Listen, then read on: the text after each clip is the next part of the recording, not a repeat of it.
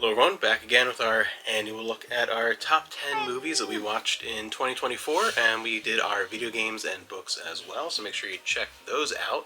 Starting off with my number 10, a big surprise for me this year that I liked it enough to make my top 10. Why? That's a big, because I'm not as much of a superhero person as you are. You're a bigger fan of these than I am. But Deadpool and Wolverine really surprised me. We actually saw this in theaters, and I thought it was going to be funny. Like, I liked the first two, but I liked this so much more easily. My favorite of the three. I thought Hugh Jackman actually got a few moments with some real good dramatic acting, which was a big surprise. The cameos weren't just shoo-ins. They made sense with the plot. Like, overall, I'm in my top 10 because it really surprised me with how much I enjoyed it, because the level of enjoyment I was going in expecting was easily surpassed. So my number 10. Most of mine we don't own. You streamed a lot this year, way more than I do. I did stream a lot. So, number 10, we're gonna have to take a picture and put. Yeah, I'll put pictures of ones that. Yeah, I'll go find pictures. It's called Bullet Train. I watched this one with you. You watched most of it. Most of it. I came in partway through, but I felt no need to go back. Watch rest. I laughed a lot. I thought it was really funny. You said it's based on something else. Isn't it? Just to clarify that you're talking which Bullet Train you're talking about, the so Brad Pitt action, whatever, not the I think it's late '70s Japanese more dramatic film. Not that Bullet Train. This more modern action-y Bullet Train. I thought it was funny. It was, yeah. I thought it was funny. Yeah, you enjoyed it. I enjoyed it. Yeah. I enjoyed it. I know you didn't, but I did. I saw through like 3/4 of it. I didn't really think I needed the rest at the beginning. But my number 9 is an Italian film that I'd always wanted to see, but there was never a quality version with English subtitles available. It was always a really poor quality. But Radiance Films released The Facts of Murder, with a fantastic presentation, a great translation. So really excited that I finally got to watch this, and this came onto my radar because it stars Claudia Cardinale, who I try to watch everything she's in. Do you like her? Yes. Do you? This was a very enjoyable Italian murder mystery. Loved it. That's silly. My number 9 is one that you also watched with me. Oh? It was called Ready or Not. Oh, yeah. It's like that TV show that you... No, it is not that. It's just like that. So Ready or Not, where's Laura Bertram? No. You got your eyes when I said, I want to watch Ready or Not. I was like, and you were really? like, yeah. But this was a really funny horror movie. Like a thriller. I don't know how to call it horror, but... It's a horror comedy. Horror comedy. I mean, the plot was not supposed to be fantastic, but I feel like it could have been. I feel like the plot, they could have changed a couple things and it would have been amazing. But, again, it made me laugh. I wanted her to be a little bit more badass, but... I laughed too, not always when they intended me to, but... But sometimes that's the best part of movies like that. Yeah. It's not intentional. Yeah. It's just really funny, so... My number 8 is Poor Things, a movie that you got me to watch I thought this was brilliant. I think there were a couple little issues I had with it that kept it from being higher in the top 10, but what I like about it, I really loved. I thought there were moments in here, there were sections of this that were some of the most artistically interesting and just creative and fun that I've seen in years. There are parts of this that I would say are to the level of almost masterpiece.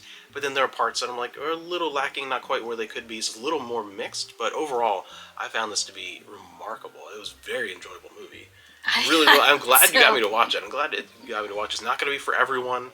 I think that's the thing. I think it's either you either get it and you love it, or you know. Yeah, it's hard to recommend to everyone because not everyone's going to get it, and if you don't get it, you're going to hate it, and it's not going to be everyone's thing, but I really enjoyed it.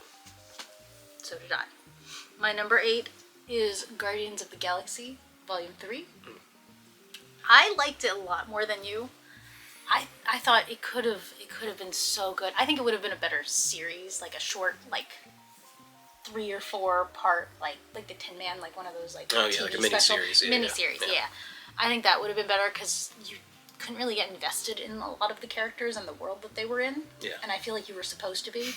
Not to the extent of some things, like the Eternals, that should have absolutely been a TV series. But this, I think, would have been better had you had more background and more of it. But still a fun ride, and I enjoyed it.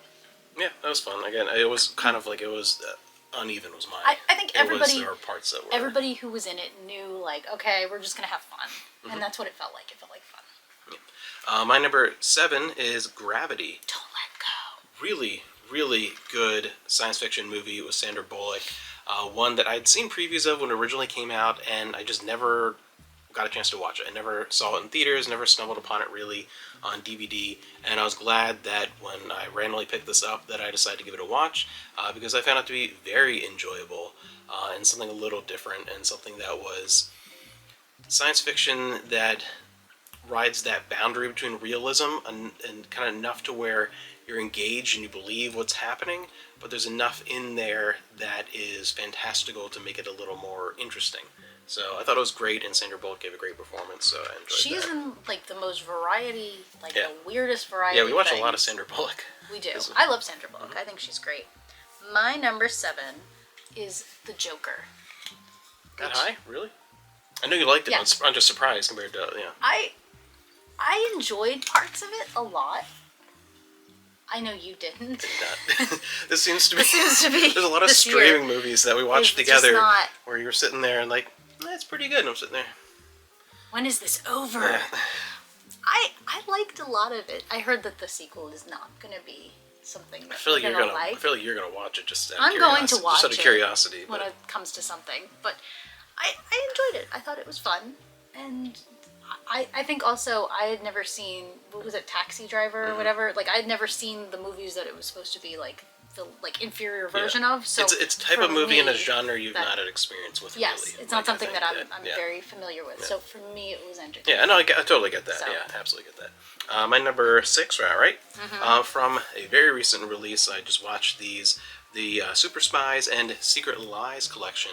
The first one, the Golden Buddha, is the one that slips in here into my top 10. The other two were still fun. I feel like they got a little bit, the quality went down a little bit with each one, but the Golden Buddha for me was obviously one of my favorites of the year. Really enjoyed it. This is from the 60s period when the Shaw brothers were trying to cash in on the recent popularity of the first James Bond films and kind of make their own, and also borrows a lot from North by Northwest, which is probably why I really like that one, because it's one of my all-time favorite movies. So it has that combination of feeling structurally like North by Northwest with a little bit of James Bond and some very 60s Shaw brothers kind of style mixed in together, and that mix, that concoction creates for me a really fun movie. That sounds like a concoction. My number 6 is a really good movie that you also watched with me and were not. Okay. I don't know what we don't know what our picks are. That's why I'm like thinking each time, because It's called Morbius, oh my and god, it's such a good movie. I know. I watched it. I finished it by myself. I came downstairs and said, "Do you want to watch a movie?" And you said, "Are you sure?" Because you just finished watched it. You And I watched said, it twice. "Yes, yes." And I enjoyed it more the second time with you. Because you enjoyed my reactions, my like I do think that exasperated like. I do think that made it better. But Yeah. I really But liked you it. love corny, like kind of B movie Look. superhero stuff. No, you do. You have a lot of those, and like a lot of I like do. you can point at like different parts of our like movie collection, and be like, these are Amanda's movies. But like you really like You that. like some of them. Some of them I do, but like that's like a genre you really like. Like after I don't know watching that it, it's a genre. I don't know, but it's a style. Watching Morbius, I knew you were gonna love it. Like I already knew you liked it, but like I saw why you liked it as I was watching it. Cause like this is the kind of It movie is. you like. It is. This is I that. feel like that's. You just the kind of only like you just description. kind of like it's the kind of movie that you kind of giggle maniacally like next to me. And just like you just find such a weird enjoyment in it. I don't know. I it's thought a- it was great. Yeah. I thought it should have won some awards. okay. Yeah. What are we even at now? I 5. lost track. Cause like 5. Morbius. My number 5 is from a Warren Archive silent classics double feature. Why Be Good. I really, really liked Why Be Good. This was a great little romantic comedy from one of my favorite eras of movies. I love 20s and 30s. Silent era stuff is fantastic. What? She's silent. But yeah, no, this one was just a great kind of general romantic comedy about two people finding each other and then realizing they're in an impossible situation because she, works at this store, and she falls in love without knowing it, and he doesn't know that she works there, with the son of the owner kind of thing, and no. it's a meet cute, and it's just adorable. And really, what I like about ones like this is they're a great highlight of the time period. When you get that, when it's not something that's very, it's not a wartime thing. It's not something that's fantasy or science fiction. Trying to Something be that's artsy, very, it's something just- that's very just like in the moment, in the time, and how young people of the era are thinking and going out in the evenings. It's a lot of fun. I really like that. My number 5 is one that I loved so much. Don't look at me. Don't look at me. I'm just all right. Don't all look. right. I don't know that you can watch it because it's very sad. I cried like Oh, you told through me about like this. 90% of this I do movie. want to watch that. I don't know why it was so emotional for me, I do want to watch it. but it was emotional. And I watched most of the Disney movies before we went to Disney World. Mm-hmm. But this one, I kept like skipping because I was like, oh, this is going to be heavy. This is going to be too much. And it's Onward. I really liked it. I thought it was really good. It would have been better if there was hand-drawn animation, which I feel like that's with a lot of the is the modern- biggest yeah. problem for me with all the Pixar stuff. But as far as Pixar goes, I feel like they did a really good job. And the story. The story. I love the world, though. I love the world. I thought it was great. I do want to watch that one. You just get a lot of tissues because Yeah. it's going to be emotional. Yeah. It's going to be a journey. My number 4 is an interesting one because it's I my wanna fourth watch that. favorite. I really like it, but at the same time, as much as I enjoy it, I'm also a little disappointed. We have Studio Ghibli, The Boy and the Heron. I'm a huge fan of this studio, some of my favorite movies of all time, and everything about this was crafted with the same quality, both in animation and the storytelling, the music, everything about it feels like a great Ghibli movie, but it also feels like all the great Ghibli movies. It feels like little pieces of what worked in all the best of their previous movies were put together in here to create something that felt a little too derivative. It felt like almost a celebration, like a look back at what made a lot of the older movies great, but in that comparison then it's not quite as good as any of the really great older movies. So it was really good, but I was a little disappointed in that it felt more like a highlight reel of the best of Studio Ghibli, which is really good, morphed into an original tale. So it's good, and it's a movie I definitely recommend. One of my favorites of the year. But as far as Studio Ghibli films, Not. it's somewhere in the bottom half for me. Oh, okay. As far as it's not like my least favorite, definitely, but Yeah. it is really good. There's great stuff, but it's definitely not one of my absolute favorites. Yeah, I'm so upset that the line seems to be done. Yeah, you can see behind Amanda's head all there's one particular line of steelbooks, and they're down to I think 3 or 4, and then they stopped. So I don't know. Yeah, I Because hope then, they continue. yeah. My number 4 is my movie for the year that you forced me to watch. This happens every year after it's year. at knife point. It's This happens scary. year after year. If you've been watching this, I make Amanda watch a few classic movies every year, and it's begrudgingly, and you always think you're not going to like them, and consistently they're in your top 4 every year.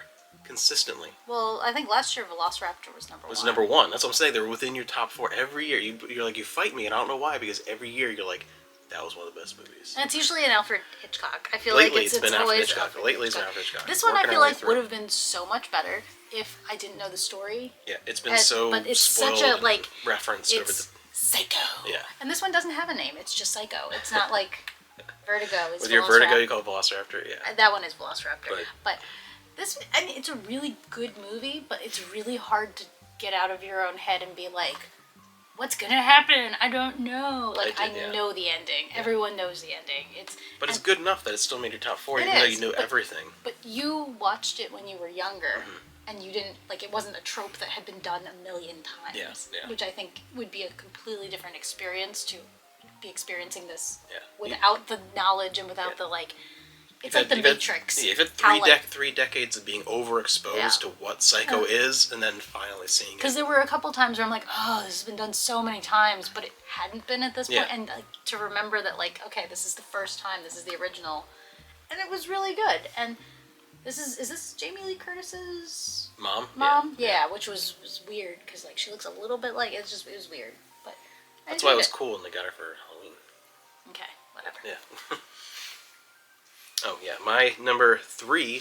I made is, you keep this. You did. I wasn't certain I wanted to check this out, but it's my number 3 for the year. Is a documentary, The Boys, the Sherman Brothers story, and I mean a lot of my all-time favorite songs. If I were to look at individual songs that I love, I think probably half of them would honestly be Sherman Brothers. Like They are there very are so underrated. many. They never get credit for what They they are did. such a huge part of growing up for me. Their music, and they had such an interesting life story that I never knew a whole lot about. So I really loved this documentary, and I thought one thing that worked really well was how emotional and personal it felt. It didn't feel detached from. They were both in it, and it felt like a very intimate portrait of their lives, and exploration of their music, and a celebration of their legacy.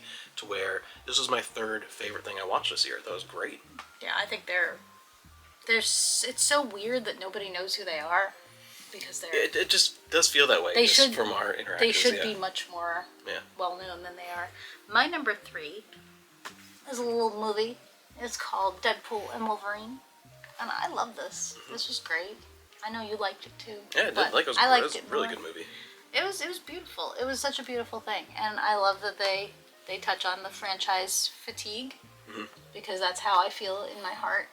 But I feel like it's getting better. I feel like they're entering a new phase, and I'm not hating everything. So I'm hopeful, especially now that we have rated R, which I think if this wasn't rated R, it would have been a problem. Yeah, it would not have worked. But I think that made it work. My number 2, which was fighting to be my number 1, honestly, because it's the most fun I've had with the movie this It year is very by fun. far. Beetlejuice. I loved this, and this is in an era where we're getting so many returns or remakes or sequels, what have you, of classic movies, and the majority of them I've hated. I loved this though. I don't like it as much as the first, but I feel like they accomplished a great comeback to the point where I would totally watch a Beetlejuice. I really would. And I thought I even don't know what they'd do. it was great though. It was everything that I would want from that sequel. It was silly, fun. It kept the same charm. It looked like the original movie. Yes. It wasn't overburdened with CG. They used it when they needed to, but it was a lot of the special features behind the scenes were great. Looking at all the practical effects and everything was beautifully well done. The casting of new characters was well done, as well as bringing back the legacy characters like Jenna Ortega. I thought was a perfect choice for that role. Overall, this was just a blast, and I loved it. I've watched it twice already this year. My number 2 is very sad that it's number 2, because it was number 1 for most Yeah, of you the had a battle, for number 1. And it was great. It's a great movie, and I can't believe it's like American made, because I feel like this should have been like a European. It does have that vibe film, of like film festival, like like an indie French film festival that's vibe. what it feels like. It does have that vibe to it. It's Poor Things, and I loved it.